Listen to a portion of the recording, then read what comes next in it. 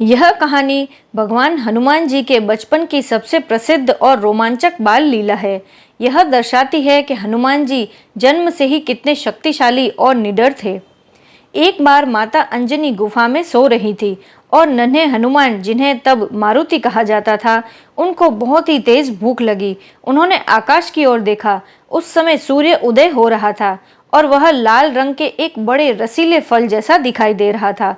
नन्हे मारुति ने सोचा, वाह, यह तो कोई बड़ा बहुत ही स्वादिष्ट फल है, इसे ही खाकर अपनी भूख मिटाता हूँ। अंजनी पुत्र पवन पुत्र भी थे, इसलिए उनमें वायु की गति भी थी। वे एक ही छलांग में आकाश की ओर उड़ चले।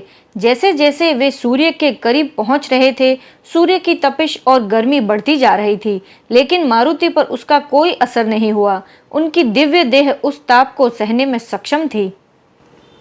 उसी दिन सूर्य ग्रहण लगने वाला था और राहु सूर्य को ग्रसने यानी के निगलने के लिए आगे बढ़ रहा था।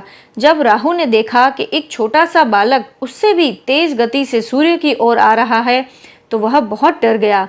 राहु भागकर देवराज इंद्र के पास पहुंचा और बोला, हे देवराज, आपने तो सूर्य मुझे दिया था, लेकिन आज तो कोई दूसरा ही राहु सूर्य को निगलने जा रहा है। इंद्र चकित रह गए और अपने वाहन ऐरावत यानी कि हाथी पर सवार होकर यह देखने को निकल पड़े कि वह कौन है।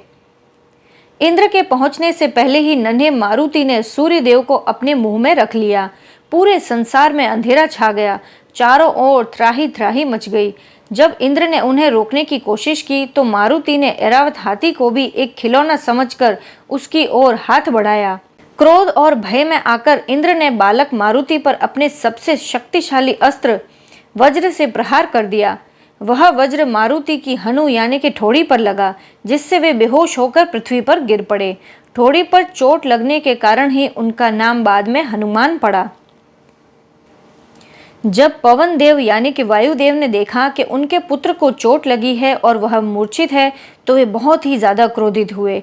उन्होंने पूरे ब्रह्मांड की वायु यानी कि हवा रोक दी। हवा रुकते ही मनुष्य, देवता और पशु पक्षी दम घुटने से मरने लगे।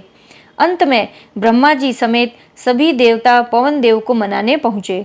ब्रह्मा जी ने मारुति को पुनः जीवित किया और सभी देवताओं ने उन्हें अपनी अपनी विशेष शक्तियां प्रदान की। इंद्र ने कहा, आज से मेरा वज्र भी इस पर बेअसर रहेगा। अग्निदेव ने कहा, आग इसे कभी जला नहीं पाएगी।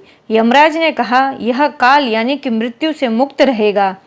ब्रह्मा जी ने उन्हें अमरता और इच्छानुसार रूप बदलने का वरदान दिया। यह कहानी बताती है कि हम सबके भीतर हनुमान जैसी असीम शक्तियाँ छिपी है, बस हमें उन्हें पहचानने और सही दिशा में लगाने की ज़रूरत है। इंद्र ने गलती की, लेकिन बाद में अपनी भूल सुधार कर बालक को आशीर्वाद दिया। यह बड़ों के उत्तरदायित्व को दर्शाता है। वायुदेव का हवा रोकना यह सिखाता है कि प्रकृति के छोटे से संतुलन के बिगड़ने से भी जीवन संकट में पड़ सकता है। बजरंग बली की जय हो।